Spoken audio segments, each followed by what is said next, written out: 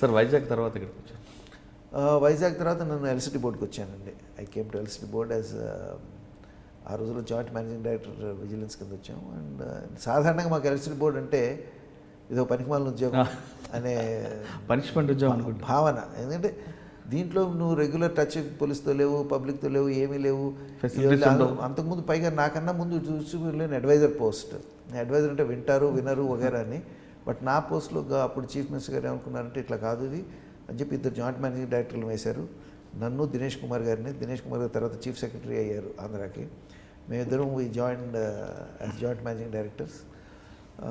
కుట్టి గారు ఉండేవారు అప్పుడు. ఆయన one of the finest in reform process.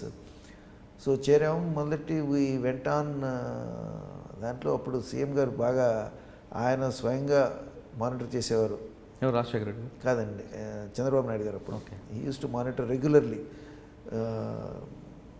Reform process ఎంత అయింది, నష్టాలు ఎంత తగ్గాయి. పైగా ఆయన అప్పుడు 4 కంపెనీలు డిస్ట్రిబ్యూషన్ కంపెనీలు పెట్టారు. ఈ డిస్ట్రిబ్యూషన్ కంపెనీలు పూర్తిగా పవర్స్ మనం టైంలో అనుకున్న విధంగా మనం కిందకి వాళ్ళందరికీ అప్పచెప్తున్నామా లేదా అని చెప్పి చాలా క్లోజ్గా మానిటర్ చేసేవారు ఆయన. ఒక్కో పరిస్థితుల్లో అయితే రోజుకు 3 మీటింగ్లు అయ్యేవి. పొద్దున్న మీటింగ్ మొదలుపెట్టేవారు, మధ్యలో ఇంకేదో వచ్చింది కాబట్టి సరే మళ్ళీ మధ్యాహ్నం అనేవాళ్ళు, మధ్యాహ్నం మళ్ళీ మాట్లాడుతున్నప్పుడు ఇంకా టైం సరిపోతే మళ్ళీ సరే సాయంత్రం అంత క్లోజ్గా మానిటర్ చేసేవారు ఆయన. మొత్తానికి మా పరిస్థితి ఎట్లా వచ్చిందంటే ఆంధ్రప్రదేశ్లో కమర్షియల్ అండ్ ట్రాన్స్మిషన్ లాసెస్ విపరీతంగా తగ్గించగలిగాం. ఎంత తగ్గించామనంటే వరల్డ్ బ్యాంక్లో నన్ను ఇన్వైట్ చేయడం జరిగింది. వచ్చి మీరు please come and explain how you have done it అని ఒక 20 minutes స్లాట్ ఇచ్చే వాళ్ళకి. ప్రతి సంవత్సరం కూడా యాన్యువల్గా ఒక కాన్ఫరెన్స్ జరుగుతుంది. దాంట్లో ప్రపంచంలో ఉన్న అన్ని ఎలక్ట్రిసిటీ కార్పొరేషన్స్ వగైరా వాటి నుంచి దే ఇన్వైట్ పీపుల్, అన్ని దేశాల నుంచి కూడాను వాళ్ళు రిప్రజెంటేటివ్స్ని పిలుస్తారు.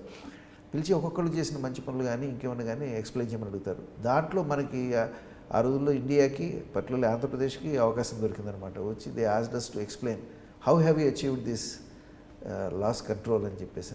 It was an another experience by itself. But దానివల్ల ఏమైందంటే నాకు అప్పటిదాకా ఓన్లీ పోలీసులతోనే పనిచేసిన నాకు మొట్టమొదటిసారి వేరే డిపార్ట్మెంట్తో చేయడం జరిగింది. అండ్ ఇట్ వాజ్ యాక్చువల్లీ ఈ డిపార్ట్మెంట్లో ఇంకోటి జరిగిందండి. నేను వెళ్తున్నప్పుడు కొంతమంది మా కలీగ్స్ అని చెప్పారు, సార్ ఇది వేరే ప్రొఫెషనల్స్ డిపార్ట్మెంట్, మనకు కష్టం, ఇది మీరు చాలా జాగ్రత్తగా ఉండాలి అని. కానీ నేను చూసింది ఏంటంటే అక్కడికి వెళ్ళినప్పుడు దొంగతనం జరుగుతున్నప్పుడు చూసినప్పుడు మొట్టమొదటిసారి ఎలక్ట్రిసిటీ ఎంప్లాయీస్ని కూడా ముద్దాయిలుగా చేసి కేసులు బుక్ చేశాం.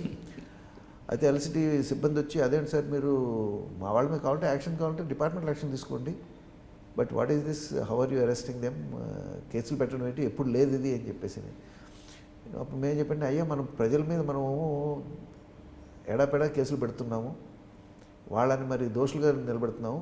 మన వాళ్ళు వాళ్ళకి సాయం చేసినప్పుడు దాన్ని వాళ్ళు కూడా మరి ఈక్వల్ దోషులు అవుతారు కదా. అంతేగాని మీరందరూ ఇప్పుడు మీరు మీ 100 మందిలో ఒక్కడు తప్పు చేసినా మీరు వాళ్ళని సపోర్ట్ చేసినప్పుడు మీ అందరికీ ఆ 100 మందికి కూడా మీ తక్కువ 99 మందికి కూడా ఇది అంటుతోంది కదా, ఆ మకిలి అంటుతోంది, ఎందుకు తీసుకోవాలి మీరు అది, వాడిని వెలేయండి మీరు చూడండి with no time things will set అని చెప్పి. ఇష్టం లేకపోయినా మొత్తానికి వాళ్ళని కన్విన్స్ చేయగలిగాం.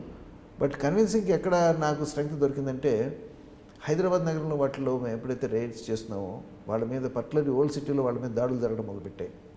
అప్పుడు వాళ్ళకి తోడుగా నిలబడి వాళ్ళ దాడులు జరగకుండా ఆపి వాళ్ళ పక్కన మా పోలీస్ సిబ్బంది ఎవరైతే ఉన్నారో అప్పుడున్న సిటీ పోలీస్ సిబ్బందిని కూడా సాయం అడిగి వాళ్ళందరితో కలిపి ఎప్పుడైతే మంచి ఆపరేషన్స్ చేసామో దెన్ సిబ్బంది అందరికీ ఒక నమ్మకం వచ్చింది, మా తోడు నిలబడతారు వీళ్ళు మాకు అగెయిన్స్ట్ కాదు, బట్ మా కోసం చేస్తున్నారు వీళ్ళు అని చెప్పేసి ఒక నమ్మకంతో అప్పుడు మంచి ఫెంటాస్టిక్ రిజల్ట్స్ వచ్చాయండి. అప్పుడు కలిసి పనిచేయడంతో బ్యూటిఫుల్ రిజల్ట్స్ వచ్చాయి. We done well on that. Okay, దాని తర్వాత ఇక్కడికి వచ్చారు ఎలక్ట్రిసిటీ బోర్డు తర్వాత then I came back to అప్పుడు చంద్రబాబు నాయుడు గారి మీద ఈ అలిపిరిలో దాడి జరిగిందండి. దాడి జరిగిన నేపథ్యంలో నన్ను ఇంటెలిజెన్స్కి చీఫ్గా వేయడం జరిగింది. సో ఎలక్షన్ అయ్యేదాకా I was there with him as intelligence chief. Election అయిన తర్వాత గవర్నమెంట్ మారింది. దెన్ ఐ వెంట్ టు బెటాలియన్స్కి వెళ్ళాను నేను కొంతకాలం. బెటాలియన్స్కి మళ్ళీ ఇంకొక ఎడిషనల్ డీజీని పోస్ట్ చేసిన తర్వాత నన్ను తీసి మళ్ళీ గ్రేహౌండ్స్కి ఇచ్చారు. So this was again another saga of about 2.5 years. For more videos, subscribe to iDream. And loads of fun entertainment and content, do watch iDreams. Do subscribe iDream Media.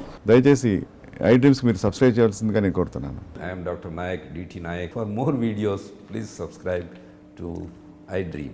Please subscribe iDream News. Please subscribe iDream. Please subscribe iDreams. మీరు చూస్తున్నారు iDream News.